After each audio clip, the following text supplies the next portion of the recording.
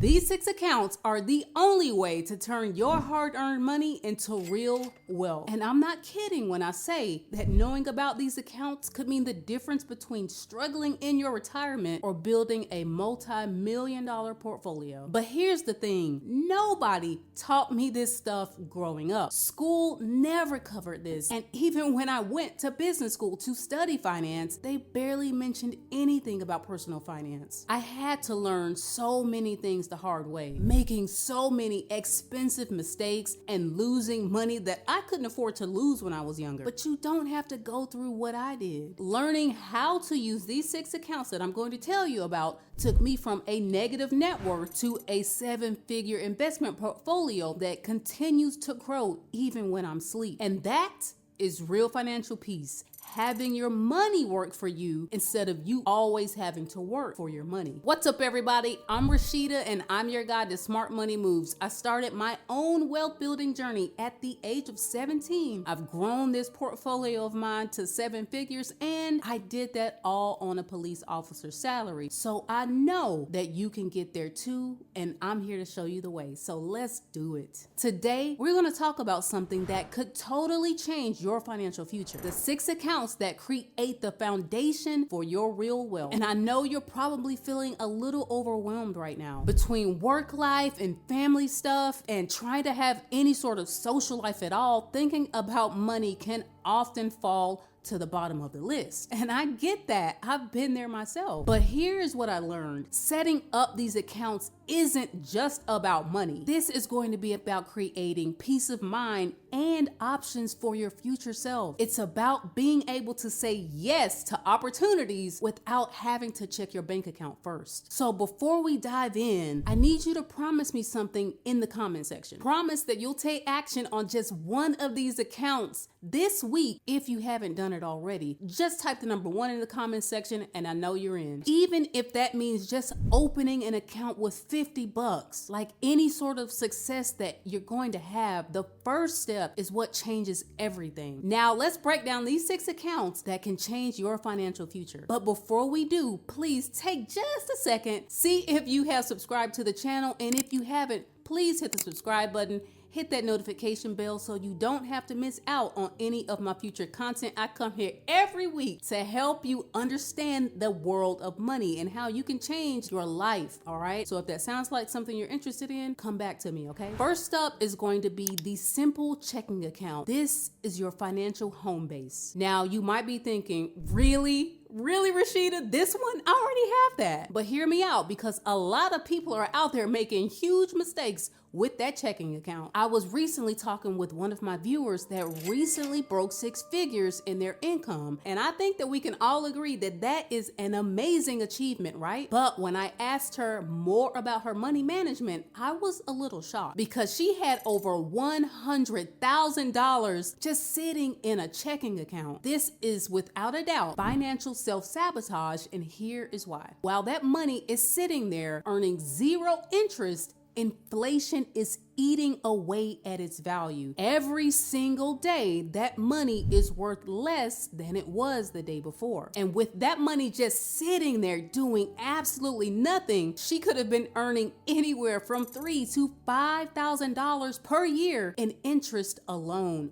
basically covering most of her business expenses. Your checking account is designed to do only 2 things: to pay your bills every month and to get cash when you need it. That is it. Anything beyond what you need for the next 4 to 6 weeks should be moved to an account that actually grows your money. I want you to first figure out your average monthly expenses and add a 20% buffer for any unexpected costs, and keep only that amount in your checking account. Everything else should be moved to one of the other accounts that we're about to talk about. And here's a pro tip: set up automatic investments that transfers that money from your checking account to the other accounts right after payday hits. Do not give yourself the time and opportunity to spend money that you should be investing. I personally use SoFi Bank for my checking account because I really like the advanced technology that they use, and SoFi has an entire ecosystem for money. That's just my own personal choice, but you can use any checking account that's out there, any bank or credit union with no low monthly fees will work fine for your checking account. Next up is going to be a high yield savings account. And this is where I need you to pay close attention. Listen to me. If you are still using a regular savings account at a big bank like a Bank of America, Wells Fargo, or Chase, or your local credit union, you are leaving serious money on the table. These big banks are typically going to offer 0.01 to 0.1% per year on your deposits. Basically nothing. Meanwhile, a high yield savings account is currently offering anywhere between 3 to 5%. And so let me break this down into real terms for you. If you have $10,000 in your savings, a traditional bank may give you $1 or $10 per year in interest, just depending on the rates. But a high yield account is going to give you $300 to $500 for doing absolutely nothing. And that's just on 10 grand. What if you have $20,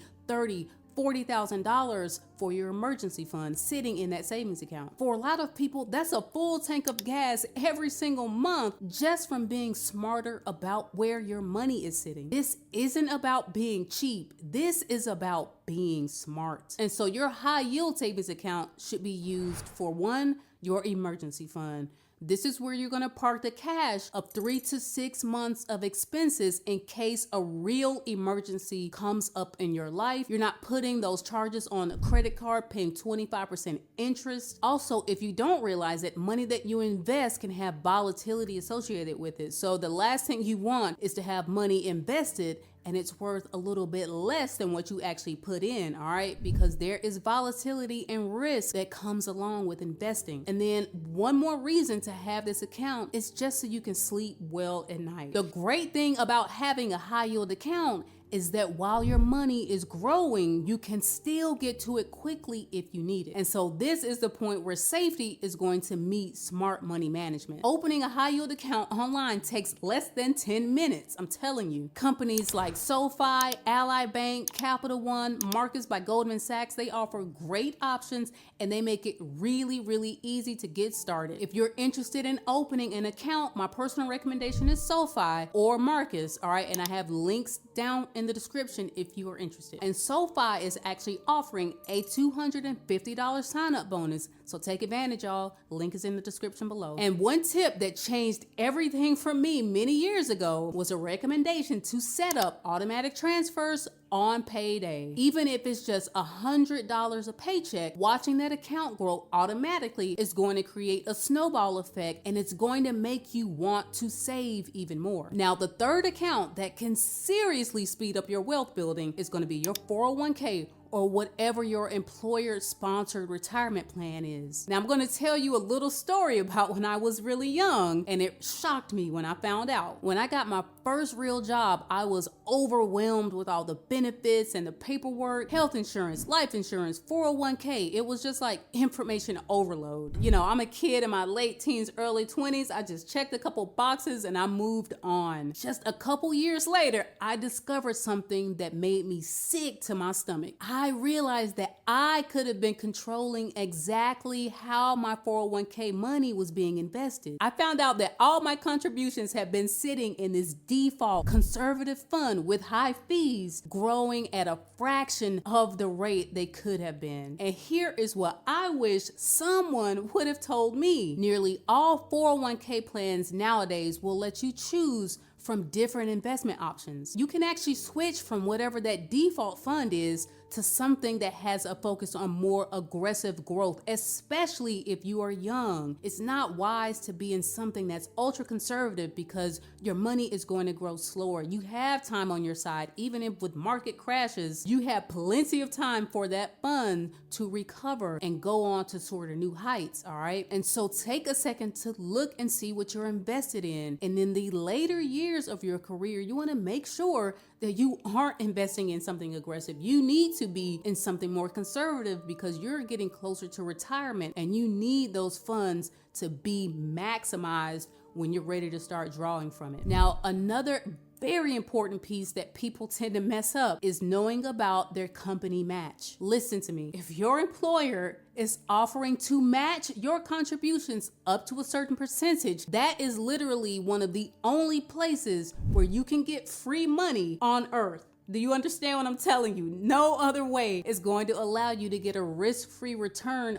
on the money that you decide to invest. And so not taking advantage of the full match is like turning down part of your salary. And so let's put some real numbers to this thing so you can better understand how important that match is. So let's say you're earning $60,000 per year. That's the average income in America right now. And the company that you work for is offering you a 5% match. That's an extra $3,000 in free money year in, year out. Now that $3,000 is going to increase every year as you get raises, as you get promotions. You know, as you work through your career, you're going to look back and you may be getting $30,000 from that employer per year. With this example, over 30 years with just the average market return, even if you never get more than $3,000 per year from that employer, that match alone could be $450,000 at the end of your career. That is almost $500,000 that some people are leaving on the table because they won't take the time to learn about how money works. And so here is your action plan. Check to see if your employer offers a 401k or a similar retirement plan. Depending on who you work for, you could be offered a 401a, a 457, a 403b. These accounts essentially function the same way. It just depends on if you work for a nonprofit, if you work for a government entity, if you work for a for-profit company or corporation, all of those things. But these accounts function the exact same way. So don't worry about, what the title is on it. If it's 40 something, it's the same type of thing. And so if your employer does offer this type of account, you need to find out if they offer matching contributions. This is very important. And you need to make sure that you contribute at least enough to get the full match. And then if you haven't done this before, take a look to see what your investment options are. See what fund or type of fund that your contributions are going to every pay period, okay? This is very important. You don't want to wait until the end of your career working 30 years somewhere before you realize that your investments weren't set up properly, that you have been sitting in a cash equivalent account for 30 years as you made all those contributions, and you're going to be holding a fraction of what you could have had in your retirement, and that's going to be extremely devastating. And so if you have any questions about what you see, if you don't understand something, take 5 minutes on a Friday afternoon to call your HR department or your benefits coordinator. They know all about this stuff and they can help guide you in the right direction and answer any questions that you guys have on this. A simple conversation like this could literally be worth hundreds of thousands of dollars for your future self. So treat it that way. Now, our fourth account is one that completely changed how I think about retirement planning. And that is going to be the Roth IRA. Now, the Roth individual retirement account, that's what IRA stands for, is going to be one of the most powerful wealth building tools available to regular people like you and me. And yet most people either don't have one or they don't really understand what it is, how to use it, and what the benefits are. So let's go over that. Now I'm going to tell you a story about one of my relatives that has a pension, but they still need that extra bit of income to kind of make ends meet or to really be comfortable. So they're continuing to work through their retirement years, just kind of like a little part-time gig. Now, if they would have set up an IRA in their working years, they would have had more than enough money to help patch that gap. And that's what an IRA is designed to do. Like, no one single retirement plan is designed to be the one all be all. Not your pension, not Social Security,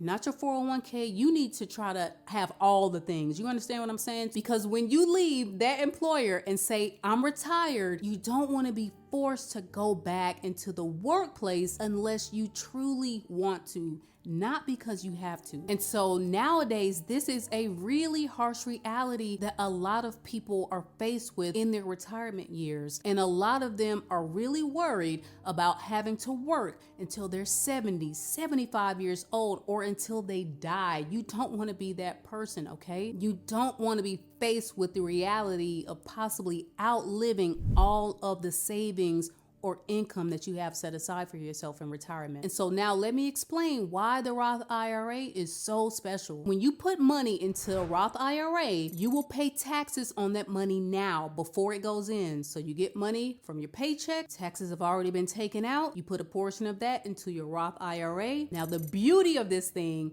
is that it is never taxed again. It grows tax-free. When you retire and you start to pull that money out, Uncle Sam won't get any of it. All of the decades that is spent growing in the market, compound interest working for you, Uncle Sam ain't touching it. That's a thing of beauty. Do you understand how powerful that is? It's one of my favorite accounts. This is the one that you do not need to sleep on. And opening that Roth IRA is surprisingly very easy, especially now. You can do it right online. Go to one of the discount brokerages like a Vanguard, Charles Schwab, or my favorite, Fidelity. You will be done setting up that account in 10-15 minutes tops, and then you'll be on your way to making your retirement a heck of a lot more comfortable. And don't forget, just because money goes into that Roth, it does not mean it's automatically being invested. So you need to elect what investments you want that money to go in, okay? And so if you don't know where to start, I'm not a financial advisor. If it were me, I would start with something that tracks the S&P 500, okay? So you can look for a fund like VOO. Basically, it's a low-cost index fund, ETF, that will allow you to invest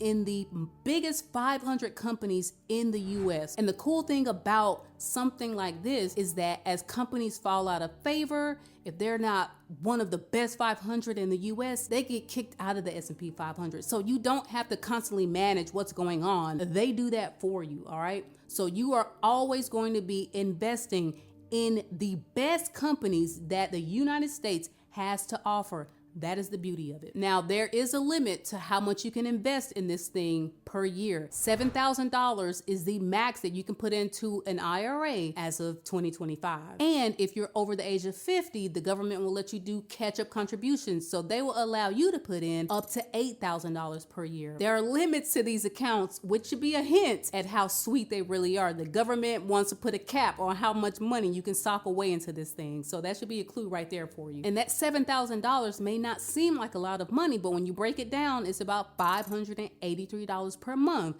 So, hey, that's plenty to be putting towards your retirement. Plus, you're already doing your 401k and things like that. It's important to understand that you don't always have to max it out if you can't. Start with whatever you can afford, even if it's just $100 a month. The most important thing is that you are taking the step to establish good habits. Now, our fifth account on this list is going to be one of the most underrated wealth building tools out there. A lot of people don't talk about this account, but it's there for you to take advantage of in some cases. And that is going to be an HSA, or your health savings account. And when I discovered what an HSA can really do for somebody, I was shocked that more people don't talk about this thing. The HSA is the only account that exists that has a triple tax advantage. The money goes in tax-free, the money grows tax-free, and it comes out tax-free when you use it for medical expenses. There are no other accounts that will give you all three tax benefits the way this one does. And now the cool thing about an HSA is that once you have $1,000 in that account, anything that you put in above that amount can be invested just like a retirement account. So you can actually help that money to grow at a faster rate throughout your working years. And we know